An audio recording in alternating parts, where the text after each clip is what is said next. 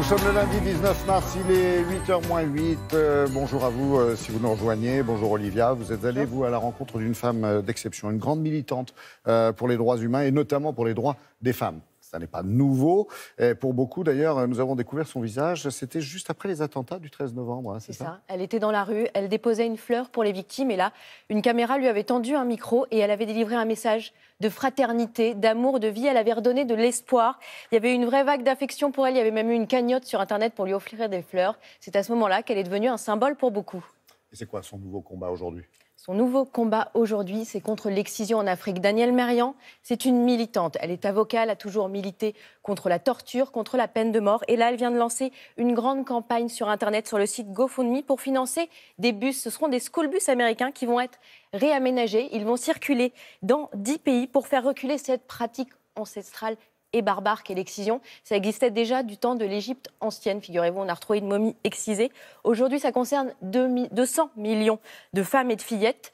Certaines vivent en France. Danielle est ici la présidente de SOS Africaine en danger et elle met toute son énergie, et elle en a de l'énergie, au service de ce combat.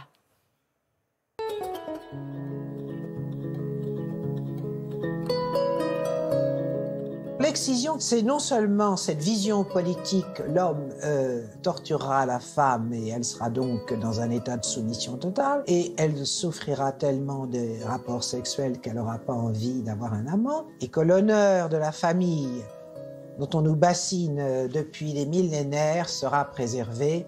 La femme se mariera vierge et le bonhomme sera polygame. Allons-y pour l'égalité entre les sexes. Je n'ai découvert qu'à 75 ans que l'excision était une torture permanente, multiple, que subit une femme à vie si elle n'est pas réparée.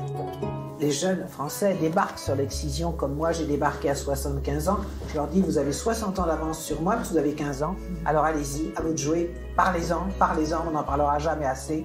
Car le premier des droits d'une femme qui vient au monde, c'est de ne pas être mutilée. Les filles qui sont excisées, vous allez lever la main.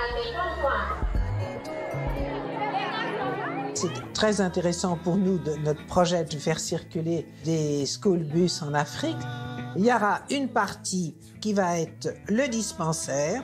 Alors ici, c'est la salle de consultation. Là, c'est le bloc pour les micro-interventions. Les médecins vont pouvoir expliquer aux femmes et aux fillettes qu'ils vont soigner que tous leurs maux physiques sont la conséquence de l'excision, ce que les gens ne savent pas.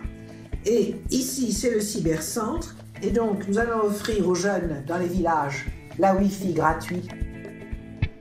S'il n'y avait pas les réseaux sociaux, nous ne pourrions absolument pas proposer ce programme, puisque tout l'intérêt du programme, c'est que tous les jeunes pourront échanger jusqu'au fond de tous les villages. On pourra voir notre présidente de l'association des ex-exciseuses au Sénégal expliquer pourquoi elle l'a fait et pourquoi aujourd'hui, maintenant qu'elle sait le mal qu'elle faisait, elle milite pour l'abandon de l'excision.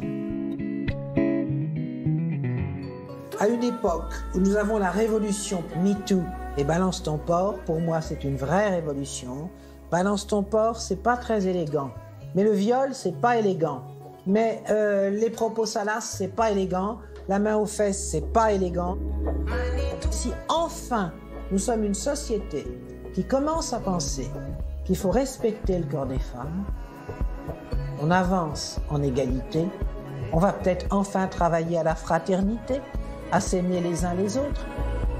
Au commencement était le verbe. Il faut absolument que les femmes parlent. Peut-être que les hommes vont s'améliorer. À vouloir changer le monde, c'est le monde qui l'a changé. Moi, je les aime, les hommes. J'ai eu un mari absolument adorable et il disait toujours, c'est très facile de s'aimer, il suffit d'être deux.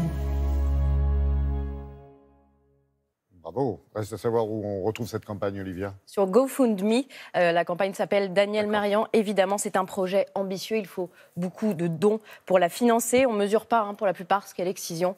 Voilà, grâce à Danielle, on y voit un peu plus clair. Et l'association reprend cette phrase de Shakespeare. Il est des coutumes qu'il est plus honorable d'enfreindre que de suivre. C'était en 1601 dans Hamlet. Et c'est encore d'actualité. Merci de l'avoir dit et répété. Merci, Olivia.